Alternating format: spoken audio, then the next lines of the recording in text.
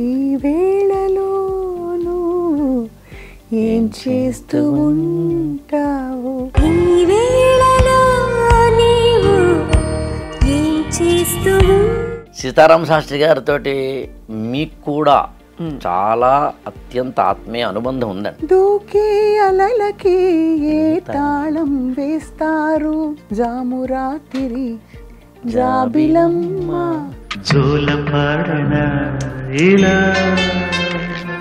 అసలు ఒక పాట కాదు, అన్ని ఆణిముత్యాలు. సంగీతం కూడా అంత అద్భుతంగా అమరింది ఆయన. జగమంత కుటుంబం నాది, ఏకాకి జీవితం నాది. అందుకే పాటను ఆయన ఏనాడు కూడా తోకన్ రాళ్లతో తోయలేదు.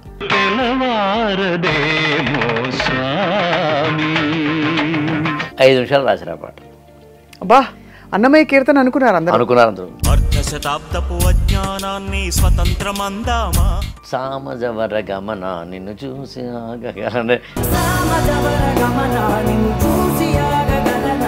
ఆ పాట నాకు ఇప్పుడు గుర్తండి.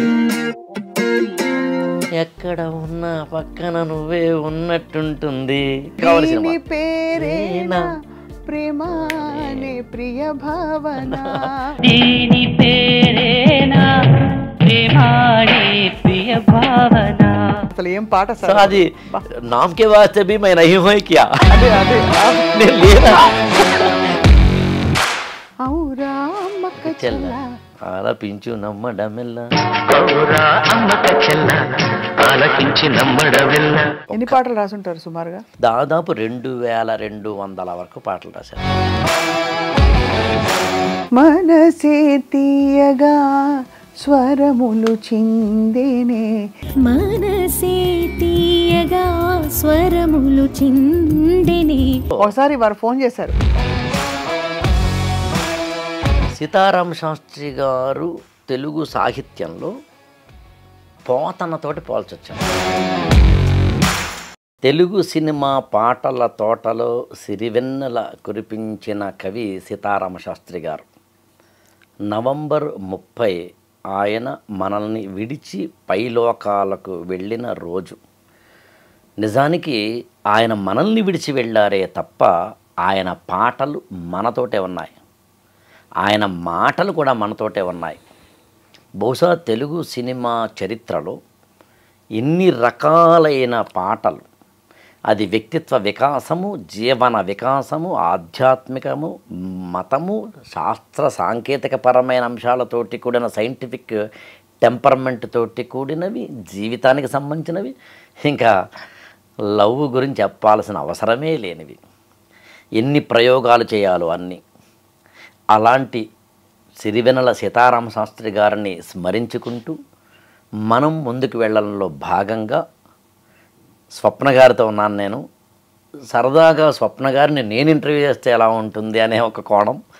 సరే, ఆఫ్కోర్స్ ముచ్చట్లు పెట్టుకుందాం. నమస్కారం అండి. నమస్కారం అండి. చాలా సంతోషం. మీ అద్భుతమైన ఇంట్రొడక్షన్ చూసి మాకే కొంచెం ఇబ్బంది పడే అంత బాగా చెప్పారు, చక్కగా. సీతారామ శాస్త్రి గారితో మీకు కూడా చాలా అత్యంత ఆత్మీయ అనుబంధం ఉందండి. అవును, ఇంటర్వ్యూలు చేయడంతో పాటు వ్యక్తిగతంగా కూడా. అవునండి. అందుకని కేవలం ఇంటర్వ్యూ ఆ సీట్లో కూర్చొని ఇక్కడ ఉన్న గెస్ట్ని అడగడం అనేది మాత్రమే కాకుండా నేను కూడా మిమ్మల్ని అడిగేంత, నాకు తెలిసి నాకన్నా ఎక్కువ ఆయనతోటి ఉన్న పరిచయం, పైగా మీకు సంగీతం కూడా వచ్చు, పాడడం కూడా వచ్చు, సాహిత్యం కూడా వచ్చు, ఆయనతో సాన్నిహిత్యం కూడా ఉంది. అందుకే నేను కూడా మిమ్మల్ని అడగాలని ఉద్దేశంతో మంచి పాటతోటి మీరు ఎపిసోడ్ని స్టార్ట్ చేస్తే బాగుంటుందని నా కోరిక. ఆయన రాసిన బోలెడని పాటల్లో నాకు బాగా ఇష్టమైన పాట గల్లు గల్లు గల్లు. అందులో చరణంలో ఆయనకే ఎప్పుడు చెప్తూ ఉండేదాన్ని, దూకే అలలకి ఏ తాళం వేస్తారు, కమ్మని కలల పాట ఏ రాగం అంటారు. అది అందులో నటరాజు స్వామి జటాజూటిలోకి చేరకుంటే విరుచుకుపడు సురగంగకు విలువేముంది అన్నారు. ఎందుకు రాశారు అని ఆయన బాబాయ్ అని పిలిపించుకునేవారు ఆత్మీయంగా. ప్రేమ, ఆప్యాయత, ఆత్మీయత దానికి అసలు పరాకాష్ట. అంటే ఏ బంధాలు లేకపోయినా ఆయన పిలుపులోనే ఆత్మీయత అలా ప్రవహించేది. అమ్మాయి అని అలా అనేవారు, బాబాయ్ అని పిలమ్మ అని అనేవారు, అడిగి పిలిపించుకునేవారు. సో ఈ పాట ఎందుకు ఇలా రాశారనేది స్త్రీ పురుష తత్వాల కలయిక ఎలా ఉంటుందో అసలు ద డాన్స్ ఆఫ్ నేచర్ అంటాం కదా ప్రకృతిలో, అది ఈ పాటలో ఆ పెంకితనానికి, భానుప్రియ గారి పెంకితనానికి కొంత, మంచి చెడు చెప్పే వెంకటేష్ గారి పాత్రకి సరిగ్గా ఆ పొంతన కుదిర్చేలా చాలా అందంగా పెద్ద మెసేజ్ ఇచ్చారనిపించింది నాకు. అవునవును. అందులో ఇంకోటి ఏంటండి, మామూలుగా అయితే కనుక ఒక అనార్గనైజ్డ్ సిస్టంలో ఎలా పడితే అలాగా నడిస్తే తప్పే ఉంది అనుకునే హీరోయిన్, ఒక క్రమశిక్షణ ఇంకొకటో ఉండాలి అనుకునే హీరో, అందులో ఇద్దరికి ఎవరి వెర్షన్ వాళ్ళది రైట్ అనేలాగా అవును ఈ రెండింటిని కాంబైన్ చేస్తూ మొత్తం పాట అంతా రాస్తారు ఆయన. మామూలుగా కూడా మనకు చెప్పబడింది స్త్రీ పురుష తత్వాలు అలాగే చెప్తారు కదండి. అలాగే చెప్తారు. స్త్రీత్వం అంటే ఏమిటి? ప్రవహించే తత్వం, చంచలంగా ఉంటుందని. పురుషతత్వం అంటే ఏంటి? స్థిరంగా ఉంటుంది, అవును, నిలకడగా ఉంటుందని. అవును. సో ఈ రెండు కలిస్తేనే, నిలకడగా ఉన్నది అలా ఉండిపోలేదు, ప్రవహించేదానికి ఒక తీరుతెన్ను లేకపోతే ప్రయోజనం లేదు. అవును, అది చాలా అందంగా చెప్పారనిపించింది సార్. అందులో ప్రతి ఉపమానము కూడా ఆయన చాలా అంటే ఏంటంటే, ఈ ఒక అనార్గనైజ్డ్గా ఉంటాను నేను, ఎలా ఉంటే నీకెందుకు ఇందాక మీరు చెప్పినట్టుగా దూకే అలలకు ఏ తాళం వేస్తారో లాంటివి, అవును, నా ఇష్టం వచ్చి పోతానని ఆమె అంటే అలా కాదు, దానికంటూ ఒక ఉండాలి, రెండింటికి సంబంధించిన సమన్వయాన్ని ఇవ్వడము అనేది. అవును. వీటితో పాటు అఫ్ కోర్స్ అనేక పాటలు ఉన్నాయి. జామురాతిరి జాబిలమ్మ జోల పాడనా ఇలా, జోల పాడనా ఇలా. అసలు ఒక పాట కాదు, అన్ని ఆణిముత్యాలు. సంగీతం కూడా అంత అద్భుతంగా అమరింది ఆయన పాటలకి. సంగీతము ఇంకోటండి, మామూలుగా తెలుగు సినిమా చరిత్రలో సముద్రాల రాఘవాచార్య గారు మొదలుకొని కానీ, దాసరి కృష్ణమాచార్యుల వారు మొదలుకొని కానీ, వేటూరి గారు మొదలుకొని కానీ అనేక మంది ఉన్నారు. ఎవరి స్థానం వాళ్ళది, అందులో సందేహం లేదు. కానీ సీతారామ శాస్త్రి గారు మాత్రం ఖచ్చితంగా ఇతరుల కన్నా భిన్నం. అది ఆయన మీద ఉన్న మూఢభక్తితోటి చెప్పే పాయింట్ కాదు. ఎందుకు భిన్నము అని నేను చాలా అంటే వితర్కించాను, ఆలోచించాను, కారణం ఏమేమి ఉండవచ్చాను. దానికి నాకు ప్రధానంగా 3 అనిపించినాయండి సీతారామ శాస్త్రి గారు. వాట్ ఈజ్ ఎగ్జాక్ట్ రీజన్ అని. ఒకటి ఏంటంటే, ఆయన జీవితంలో బాగా నలిగి వచ్చిన కవి. ఆయన జీవితంలో నలిగారు, కవిత్వం కోసం రగిలారు, అవును, మన కోసం పగిలారు, అందులో మంచి కవిత్వం వచ్చింది. జీవితంలో నలగడము అంటే ఎప్పుడునండి, ఎప్పుడైతే మన జీవితంలో అనుభవాలు వస్తాయో అప్పుడు మనలోంచి వచ్చే ఏ కళాతాత్వికతైనా, whether it is anchoring, whether it is teaching, whether it is even a cameraman, whether it is even the spiritual, whatever it may be, అందులో ఒక తెలియని వాల్యూ సిస్టమ్ యాడ్ ఆన్ అవుతుంది. అవును. ఆయనకి దాదాపు 22 ఏళ్ళ ప్రాంతానికి తండ్రి మరణించడం, ఏదో హాయిగా కాకినాడలో ఐడియల్ కాలేజీలో వాటిలో చదువుకుంటూ కవిత్వం రాసుకుంటూ 16 ఏళ్ళకి ఫస్ట్ టైం కవిత్వం రాశారండి ఆయన, సీతారామ శాస్త్రి గారు. నాదు హృదయము వహిని గర్భము నాదు కవనము సుప్త చైతన్యస్థ చరితం. చాలా వేగి సలసల కాగి కొత మరిగి జల కరిగి కలగల పైకి దూకి సాగిన నాదు కవనము. అది ఎంత అంటే అందులో ఎన్ని ఉన్నాయో యాక్చువల్గా. హృదయం వహిని గర్భము అన్నప్పుడు అందుకని కాళ్ళగత కంకాళ అంటూ ఆయన అంటే ఎలా కవిత్వం రాశానని చెబుతూ 16 ఏళ్ల వయసులోనే. ఆ తర్వాత ఎంబీబీఎస్లో జాయిన్ అయ్యి ఎంబీబీఎస్ 1 ఇయర్ మాత్రమే చదివి మళ్ళీ జాబ్లోకి వచ్చేసి టెలికాం డిపార్ట్మెంట్లో 240 రూపాయలు శాలరీ అండి ఆ రోజుల్లో. 1974లో ఆయనకి అప్పుడు నాకు తెలిసి 19 ఏళ్ళు అంత ఉండాలి. 1955లో పుట్టారు ఆయన. సో అప్పటి నుంచి ఆ తర్వాత జీవితం తాలూకు కవిత్వాన్ని ఏనాడు తూకం రాళ్లతోటి తొయలేదు ఆయన, తన కోసం రాసుకున్నారంతే. అందులో మీకు సురాజ్యం అవలేని స్వరాజ్యం ఎందుకని ఇలాంటి గాయంలో పాట ఆయన ఎప్పుడు రాసిందే అంతే కదా. చక్రం సినిమాలో కూడా అసలు ఆయన అనగానే గుర్తొచ్చేది మనకి మామూలుగా జగమంత కుటుంబం నాది ఏకాకి జీవితం నాది అనే పాట. జగమంత కుటుంబం నాది ఏకాకి జీవితం నాది, అది ఆయన ఎప్పుడూ యవ్వనంలో ఉన్నప్పుడు రాసిందే, 20లో ఉన్నప్పుడు రాసిందే. తర్వాత అది సినిమా పాటగా మనకు కనిపిస్తుంది. కానీ అందుకని పాటను ఆయన ఏనాడు కూడా తూకం రాళ్లతో తోయలేదు. అది ఒక కారణం, జీవితం తాలూకు. రెండో కారణం ఏంటంటే పాత్ర ఏంటి, కథ ఏంటి, అందులో ఉన్న కథనం ఏంటి, దానికి ఎలాగ దీన్ని కథగా పాటగా మలచడము అనేది మాత్రమే ఆగిపోకుండా అది ఒకవేళ బయటికి తీసేస్తే, ఇది నాకు సీతారామ శాస్త్రి గారు స్వయంగా చెప్పారు మాట, దానికి కూడా ఒక అన్వయం, పొయిటిక్ ఫ్లేవర్. నువ్వేమి చేసావు నేరం, నిన్నెక్కడంటింది పాపం, చినబోకుమా. పెళ్లి చేసుకుందాం అనే సినిమాలో వెంకటేష్ హీరో, సౌందర్య అనుకుంటా హీరో, ఆ సినిమాలో ముత్యాల సుబ్బయ్య గారిది. అందులో గురవింద ఈ సమాజం, పరనింద దాని నైజం, తన కింది నలుపు తత్వం తెలుసుకోదు సహజం. అంతే. ఆయన సమాజాన్ని, జీవితాన్ని, వ్యక్తుల్ని, మనస్తత్వాలని అవలోకనం చేసుకోవడం వల్ల వాటిని సబ్కాన్షియస్ మైండ్లో పెట్టుకుని పాట రాసేటప్పుడు ఈ పాత్రలోకి వాటన్నిటిని చొప్పించడం జరిగింది. అవును, అన్నింట్లోనూ జరిగింది. ఇక మూడవ కారణం నేను గమనించిందండి ఆయనలో, పాట అనేది అవసరమైతే 5 నిమిషాల్లోనూ రాయగలరు ఆయన. మీకు శృతిలేని సినిమాలు అనుకుంటా కదా, ఇఫ్ ఐఎమ్ నాట్ రాంగ్, తెలవారదేమో స్వామి అలసిన తలపుల మునుకలో అలసిన దేవేరి అలమేలు మంగకు తెలవారదేమో స్వామి, తెలవారదేమో స్వామి. 5 నిమిషాలు రాసిరా పాట. అబ్బా, అన్నమయ్య కీర్తన అనుకున్నారు అందరూ. చెల్లుబొమ్మునే అలాగ చెంగట 5 నిమిషాల్లో.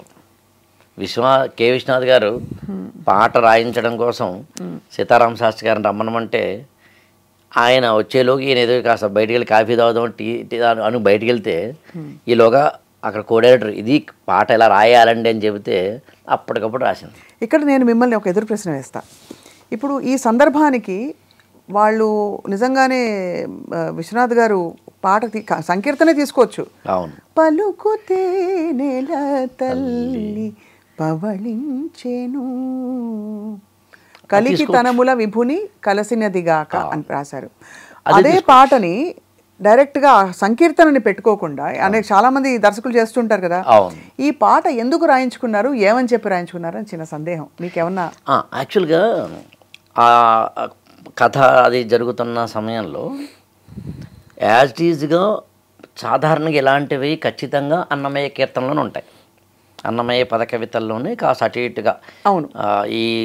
ఇప్పుడు మనం మాట్లాడుతున్న బాణి అనండి, ఆ దేవేరి అలసటో, ఈయన అలకటో, ఏదో ఒక చిన్నది ఉండేది అక్కడికి ఉంటాయి. మీకు త్యాగయ్య కానీ రామదాసు కానీ క్షేత్రయ్యలతో పోల్చుకుంటే అన్నమయ్య సంకీర్తనంలోంచి యాజ్ ఇట్ ఈజ్గా తీసుకోవడం కాకుండా ఒక కవి చేత కనుక మళ్ళీ కొత్తగా రాయించి యథాతథంగా కనుక అది అన్నమయ్యదైనా అనిపించేలా కనుక రాయించగలిగితే ఒకటి కథానుగుణం ఉంటుంది, 2 అన్నమయ్యది పల్లవో అనుపల్లవో తీసుకుని మళ్ళీ చరణాలు మార్పించడం అనేది ఆ కవికి అంత గౌరవం ఇనుమడించినట్టు అవ్వదు.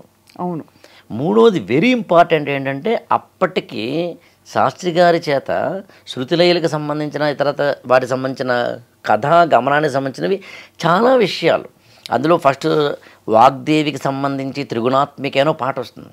ఇలాంటివన్నీ ఆల్రెడీ ఆయన చేత రాయిస్తున్న క్రమంలో ఆయన కనుక ఒక అన్నమయ్య బాణీలో ఒక అత్యద్భుతమైన కనుక కవనం వస్తే బాగుంటుందన్నది. పైగా అప్పుడు దాదాపు ఒక 1 వీక్ టైం ఉందట, వారం రోజుల తర్వాత అయినా పాట ఇచ్చినా పర్వాలేదు. కాకపోతే ఏమైందంటే అనుకోకుండా ఐ థింక్ అది సింగరు ఎవరి చేత వీళ్ళ చేత పాడించాలా వాళ్ళ చేత పాడించాలనే క్రమంలో వెంటనే వస్తే బాగుంటుంది, రాయగలిగితే కనుక రాయండి, లేకపోతే కనుక అన్నమయ్యది పెట్టుకుందాం అనేది పాయింట్. రాయగలిగితే కనుక రాయండి అనే దగ్గర సీతారామ శాస్త్రి గారు అప్పటికప్పుడు రాశారు. అబ్బా, ఇది జరిగింది యాక్చువల్గా. శాస్త్రి గారితో మీకు కూడా చాలా వ్యక్తిగతమైన అనుబంధం ఉంది. అయితే ఎక్కువ వారితో మాట్లాడేటప్పుడు ఆయన పాటలు మేము పాడి తరించిపోవడంలోనే సరిపోయేది. అవును ఎక్కువ ప్రశ్నలు అడగడం సమాధానాల కంటే కూడా అవును ఆయన అది పాడమ్మాయి అని పంచరత్న కీర్తనలు అంటే ఎంత ఇష్టం. అవును ఒకసారి గుక్క తిప్పుకోకుండా 2 పంచరత్న కీర్తనలు పాడించుకున్నారు. జగదానంద కారక, ఎందరో మహానుభావులు. అబ్బో అంత ఇష్టం ఆయన. అసలు ఒక్కొక్క ఆ సాహిత్యాన్ని విని ఆయన ముగ్ధులైపోయి పులకించిపోతారు. ఇంకో అంటే ఆయన చిన్నపిల్లాడైపోతారు. అవును, నేను చాలా గొప్ప కవిని, పెద్ద కవిని, ఇంకొకటి అనే కాకుండా చిన్నపిల్లాడైపోయి మురిసిపోయి మైమరిచిపోయి అని జరుగుతాయి యాక్చువల్గా.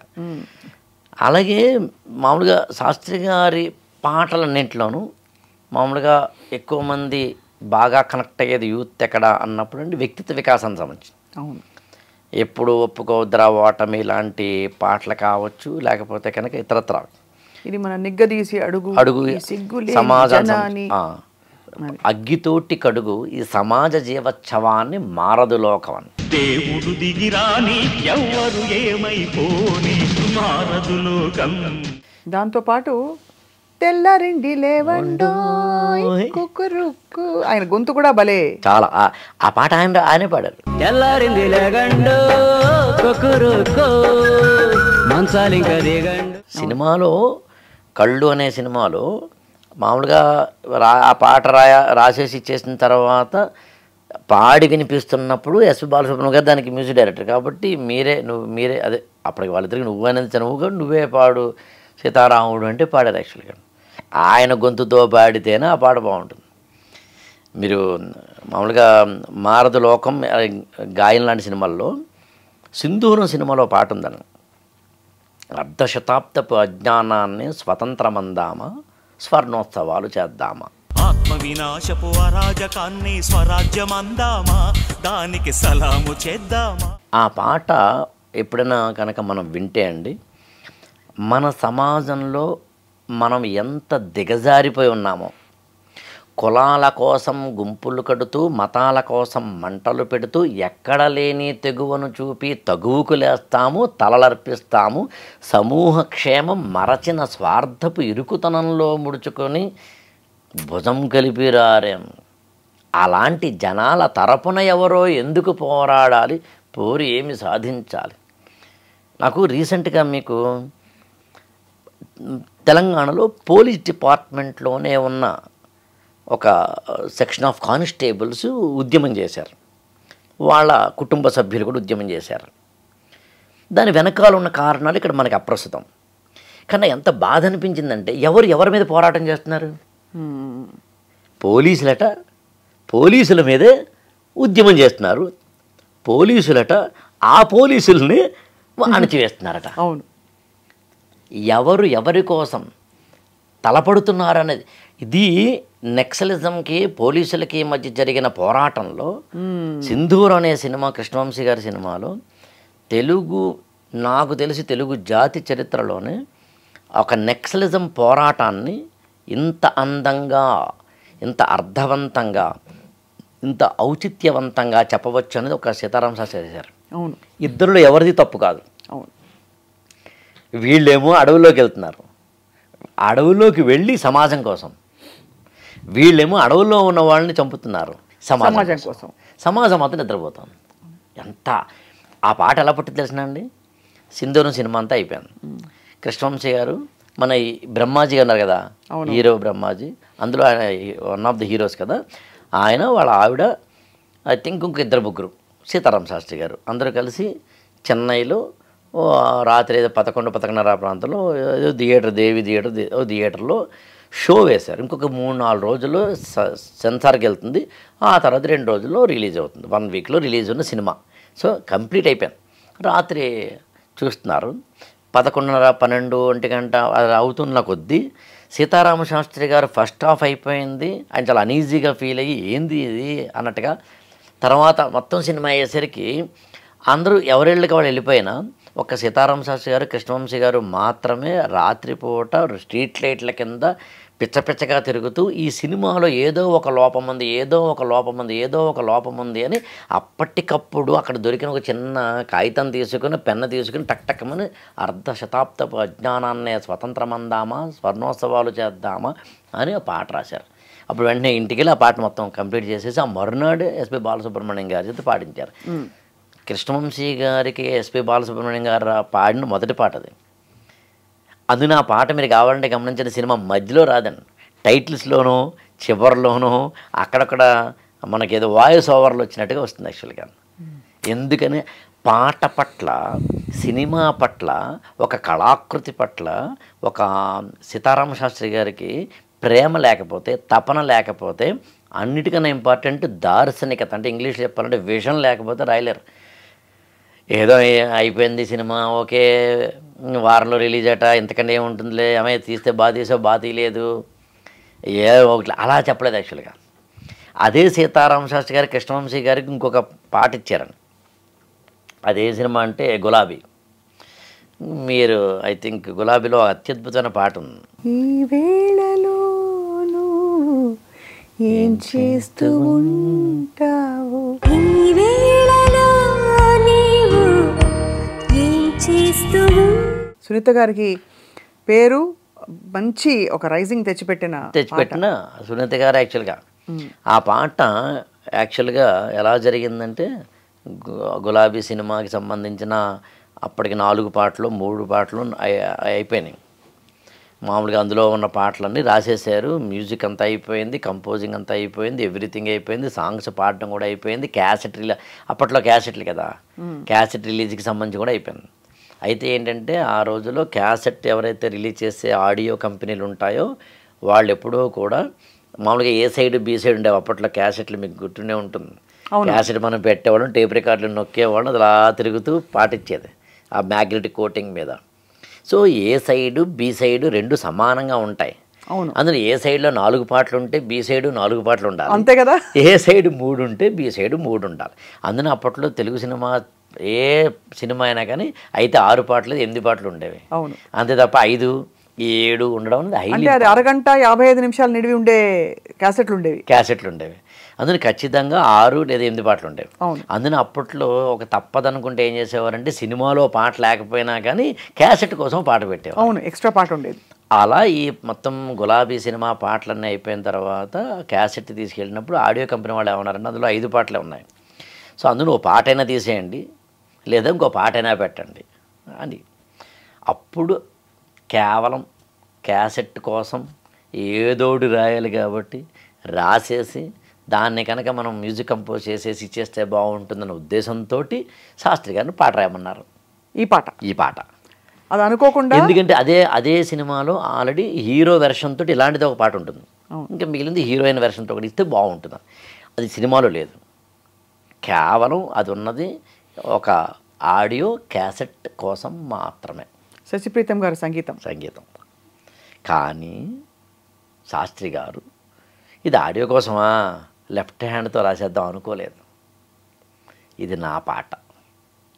నేను ఎప్పుడు శాస్త్రి గారి గురించి ఎవరైనా అడిగితే ఏం చెప్పాలి అని అడిగితే కనుక సింగిల్ లైన్లో చెప్పండి అంటే ఏమంటానంటే, ఆయన పాట కోసమేనా, మనం పని కోసమేనా, పని పాట లేకుండా పని చేయకండి.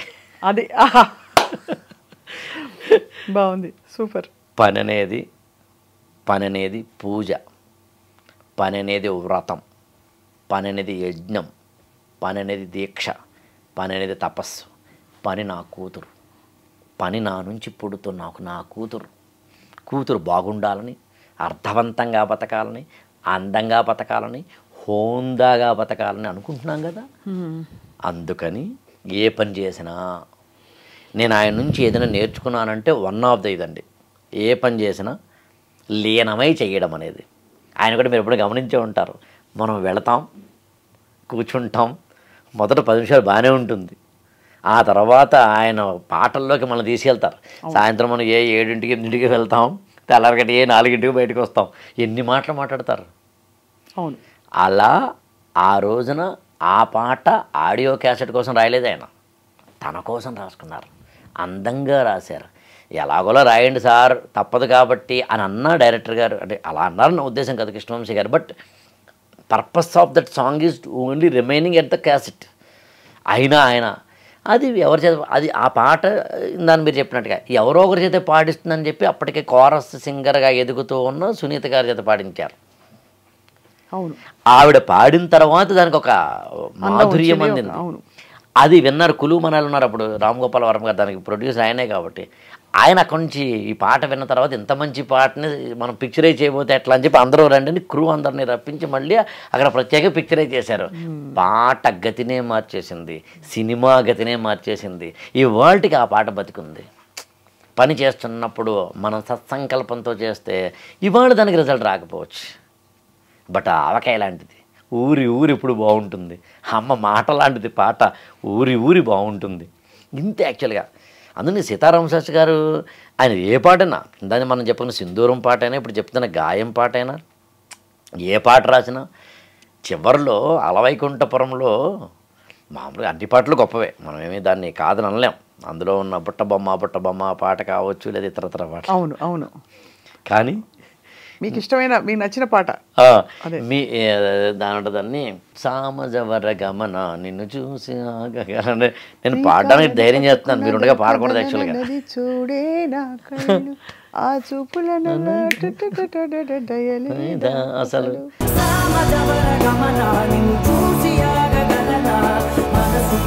ఆ పాట నాకు ఇప్పుడు గుర్తండి.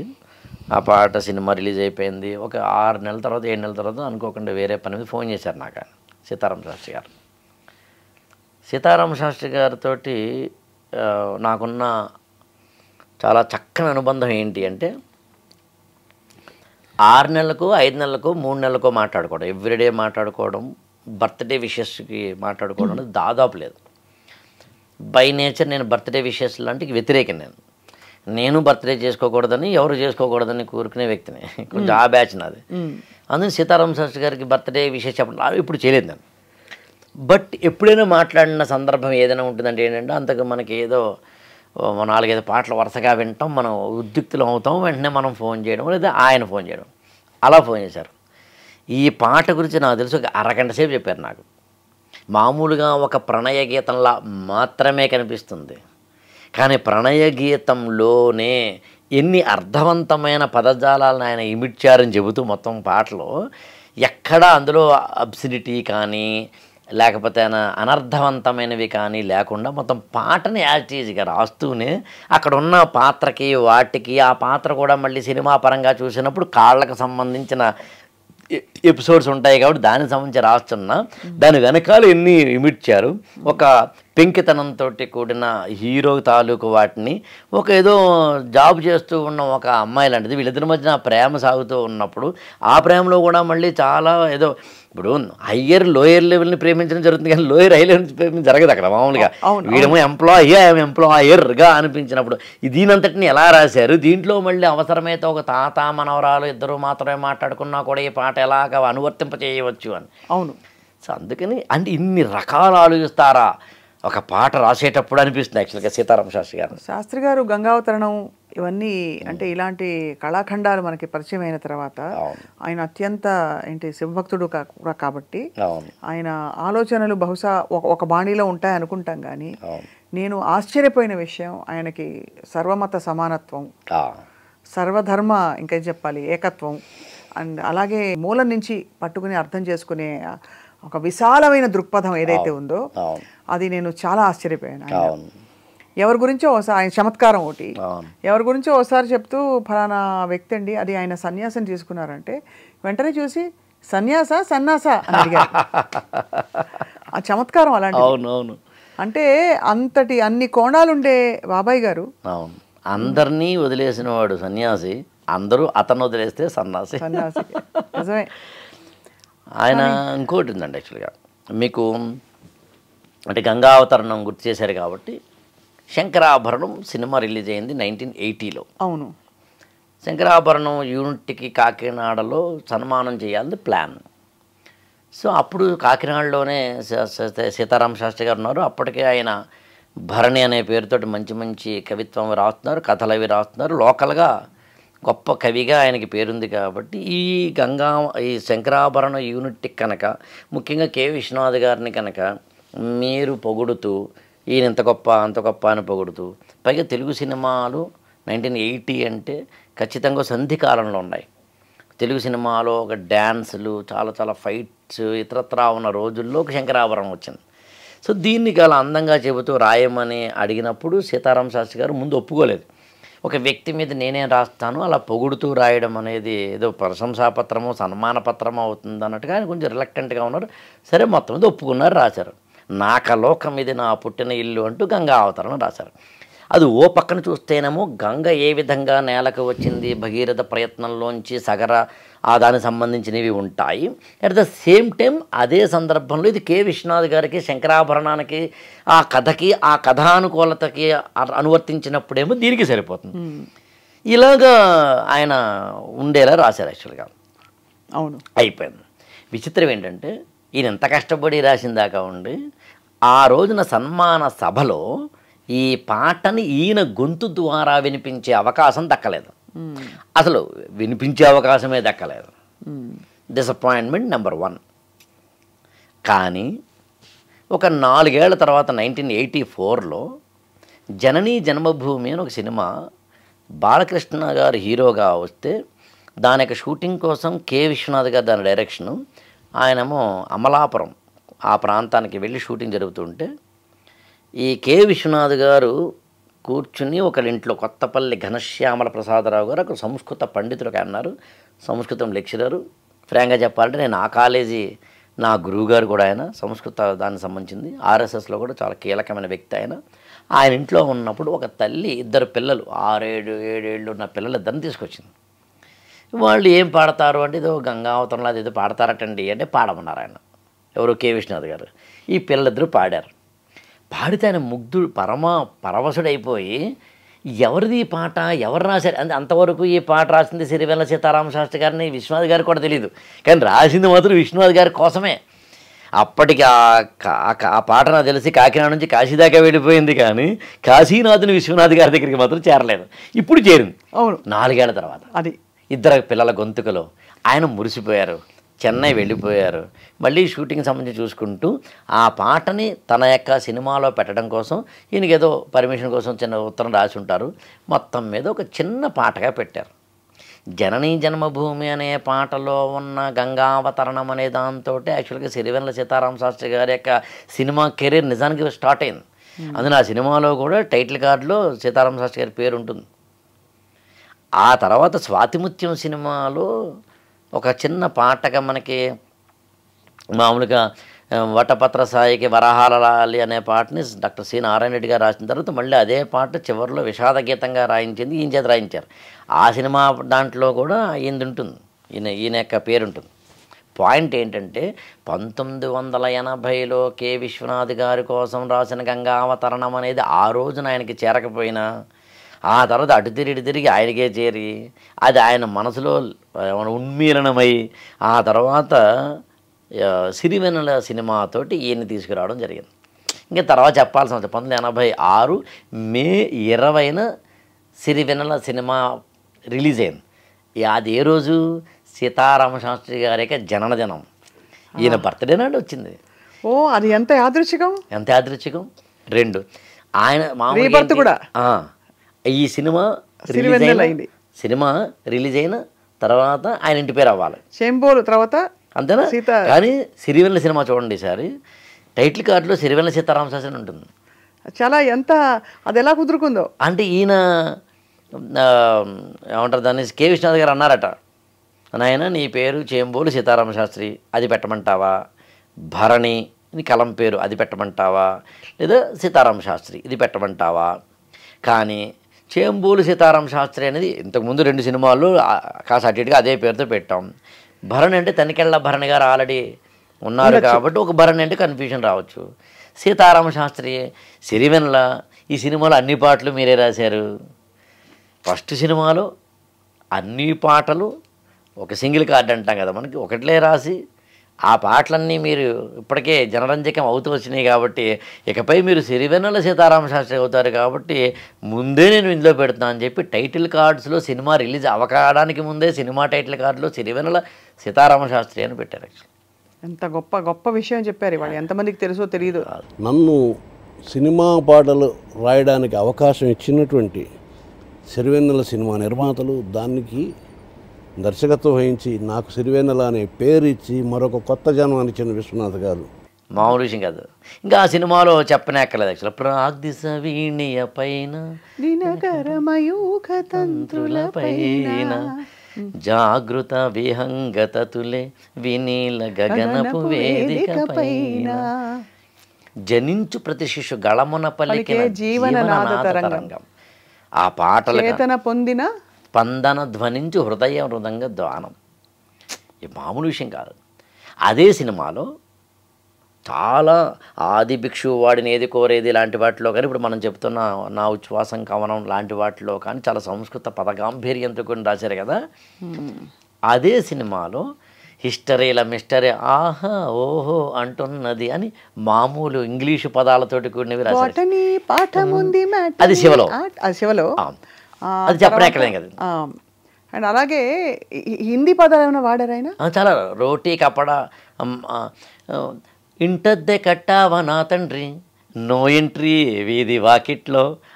ఇది మనకి మనీ అనే సినిమాలో. అందులోనే చక్రవర్తికి వీధి బిచ్చగత్తికి బంధు అవుతానంది మనీ మనీ అనే దాంట్లో రోటీ కపడా రూము రూపీ కపడా అన్నీ రూపీ రూపాలే అని. హిందీ పదాలు, తెలుగు పదాలు, సంస్కృత పదాలు, ఇంగ్లీషు పదాలు, అలా హాయిగా అల్లరి పాటలు ఉన్నాయి. అల్లరి పాటలు, అల్లరించే పాటలు ఉన్నాయి. ఎక్కడ ఉన్నా పక్కన నువ్వే ఉన్నట్టుంటుంది చెలి, అందులో పేరుకైనా నేను లేనా, అదే మరి నువ్వే కావాలి పేరేనా ప్రేమ ప్రియ భావన, దీని పేరేనా ప్రేమాడే ప్రియ భావన. అసలు ఏం పాట సార్ అది. నామకే వాస్తే భీ మై నహీ హోయ్ క్యా. అదే నేను లేదా, నేను అసలు ప్రేమలో పడ్డవాడు నిజమే వాడు ఉండదు. వాడంతా మీకు నండూరి సుబ్బారావు గారు ఎంకి పాటల్లో ఒక్క నేనే నీకు పెక్కు నువ్వులు నాకు అంటాడనమాట. ప్రియా నేను ఒక్కడనే నీకు, కానీ నాకంటావా ఎక్కడ చూసినా నువ్వే కనిపిస్తావు, అద్దంలో నువ్వే కనిపిస్తావు, ఫ్యాన్లో నువ్వే కనిపిస్తావు, పెక్కు నువ్వులు నాకు ఎక్కడ చూసినా నువ్వే కనిపిస్తావు. ప్రేమ భావనకు సంబంధించి సీతారామ శాస్త్రి గారు రాసిన పాటలు ఇంకెవరు రాయలేదు. ఆయన మొదటి సినిమాలో ఎన్ని ప్రయోగాలు చేయాలి అన్నీ చేశారు యాక్చువల్గా. ఈ గాలి ఈ నేల ఈ ఊరు సెలయేరు నన్ను కన్నా నా వాళ్ళు నా కళ్ళ లోగిళ్ళు చిన్నారి గొరవంక కూసేను ఆ వంక నా రాక తెలిసాక వచ్చేను నా వంక ఎన్నాళ్ళో గడిచాక ఇన్నాళ్ళకు కలిసాక ఉప్పొంగిన గుండెల కేక ఏకసేను నింగి దాకా. కకారం లాస్ట్లో వస్తుంది, దాని అంత్యానుప్రాస అలంకారం అంటాం తెలుగులో అలా. అవును. సో ఆయన అన్ని రకాల యాక్చువల్గా ఆలపించు నమ్మడమెల్ల అది మనకి ఆపద్బాంధవుడు సినిమాలో.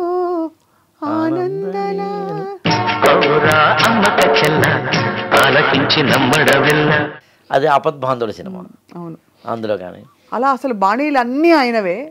అంత చమత్కారి, అంత ఇంకా ఏం చెప్పాలి అసలు భాష కానీ అన్ని అసలు సర్వం కానీ ఈవెన్ చాలా తొందరగా వెళ్ళిపోయారని అనిపిస్తుంది. అవును. అంటే రాఘవేంద్ర గారు ఆయనకు మొదటి నుంచి ఒక లంగు, అది భౌతికమైన ఒక పరిణామం. తన యొక్క మొత్తం అన్ని శక్తుల్ని అన్ని పాటల్లోనే పెట్టేశాక ఇంకా ఇక్కడ నా యొక్క పనేమీ లేదు. మాటలలో చైతన్యాన్ని ఇచ్చాను, పాటలలో రసాస్వాదనిచ్చాను. ఈ రెండింటి మామూలుగా ఉపనిషత్తులో చెప్తారన్నమాట. మనిషికి ఏ రెండు ఉంటే మనిషి అనబడతాడంటే రెండు అంటారు. ఒకటి చేతనత్వం అంటే చైతన్యం ఎనర్జీ, రెండేమో రసాస్వాదన అంటే ఈస్థెటిక్ సెన్స్. చేతనత్వం లేకపోతే మన ప్రాణశక్తిని చేతనత్వంతో చెప్తాంగా. అసలు మొత్తం మన బాడీ అంతా ఎనర్జీ సెంటర్స్కి ఒక ఆలవాలము కదా. అవును. ఆ ఎనర్జీ సెంటర్స్ తోటి కూడిన బాడీని మనం ఎనర్జీలో అయితే ఏం లేదు. సో ఆ చేతనత్వము పాటలు ఎప్పుడూ ఒప్పుకోవద్దురా ఓటమి, ఎన్నడూ కోల్పోవద్దురా ఓర్మి, దేహముంది ప్రాణముంది నెత్తురుంది సత్తు ఉంది ఇంతకన్నా సైన్యం ఏదిరా. అది అది అది నువ్వు బతికుండడమే సైన్యం, నువ్వు బతికుండడమే గొప్ప. మహాత్మా సినిమాలో గాంధీ మీద రాశారు. ఆర్ఎస్ఎస్కి సంబంధించిన వారెవరికి కూడా గాంధీ పట్ల ఒక పాజిటివ్ అవుట్లుక్ ఉండదు. అది వారి వారి వ్యక్తిగతం. సో గాంధీకి సంబంధించిన ఒక సినిమా చేస్తూ పాట రాయాలి మహాత్మా గాంధీ మీద అని కృష్ణవంశీ గారు సీతారామ శాస్త్రి గారిని అడిగినప్పుడు సీతారామ శాస్త్రి గారు ఆయన అన్నారు యాక్చువల్గా నేను రాయను. దాదాపు ఒక 2 నెలల పాటు రాయనని ఆయన, రాయకుండా కుదరదని ఈయన. అది యాక్చువల్గా కృష్ణవంశీ గారికి ఆయనకున్న అనుబంధంలో. రాయను అని ఎందుకన్నారు ఆయన అన్నప్పుడు, నేను ఆర్ఎస్ఎస్ ఐడియాలజీ నుంచి వచ్చి దాన్ని నేర్చుకుని దాన్ని తెలుసుకున్న వ్యక్తిగా, నేను 10 ఏళ్ల వయసు నుంచి ఆర్ఎస్ఎస్లో సత్యారావు మాస్టర్ గారు లాంటి వారి యొక్క ఏమంటే ఆలనలో నేను ఆర్ఎస్ఎస్ని నేర్చుకున్న వ్యక్తిగా, తెలుసుకున్న వ్యక్తిగా, అర్థం చేసుకున్న వ్యక్తిగా నేను గాంధీని అంతగా సపోర్ట్ చేయలేను. అవును, ఆ స్టేజ్లో మీరు రాయకపోతే కుదని చెప్పి ఈయన అలిగారా, కలిసి పిలిచి మెలిగారా, మొత్తం మీద ఈయన పాట రాయాల్సిందే అంటే రాయనని కూర్చున్నారు ఆయన. ఒక్కసారి పాట రాయడానికి కూర్చున్న తర్వాత తనకున్న రాగద్వేషాలన్నీ పక్కకి వెళ్ళిపోతాయి. ఈ పాట మీదనే ఉన్నారు ఆయన. ఈ పాట కోసమే తన యొక్క మొత్తం గాంధీ సంబంధించి చదివారు. చదివి ఇందిరమ్మ ఇంటి పేరు కాదుర గాంధీ, ఊరుకొక్క వీధి పేరు కాదుర గాంధీ, కొంతమంది సొంత పేరు కాదుర గాంధీ అని ఆ పాట అంతా వింటేనండి దండయాత్ర, దండియాత్ర, నూలు పోగుతో మతపుటేనుగుని అంటూ మన యొక్క దీనికి సంబంధించింది ఉప్పు సత్యాగ్రహం కావచ్చు, అమర నిరాహార దీక్షలు కావచ్చు, గాంధీ మహాత్ముడికి సంబంధించిన జీవిత చరిత్రనంతటినీ 1000 పేజీల్లో ఎవరైనా పుస్తకం రాస్తే కేవలం 22 పాదాలలో ఉన్న ఆ పాటలో ఉంటుందండి. గాంధీకి సంబంధించిన ఐడియాలజీ కావచ్చు, గాంధీకి సంబంధించిన ఫిలాసఫీ కావచ్చు, ఆయన వ్యక్తిత్వం కావచ్చు. అది చదివితే అసలు గాంధీ మహాత్ముడిని పరమ పూజ్యంగా భావించే కవి ఎవరైనా రాశారేమో అనిపిస్తుంది.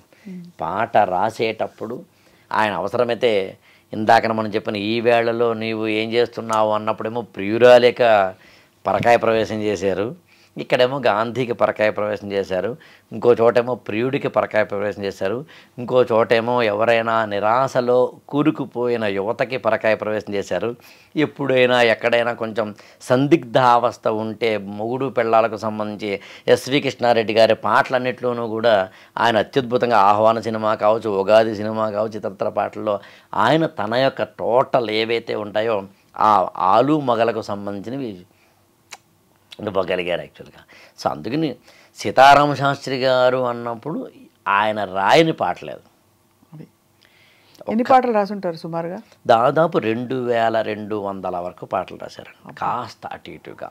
మనసే తీయగా స్వరములు చిందేనే తీరని తృష్ణకి అమృతము అందేనే.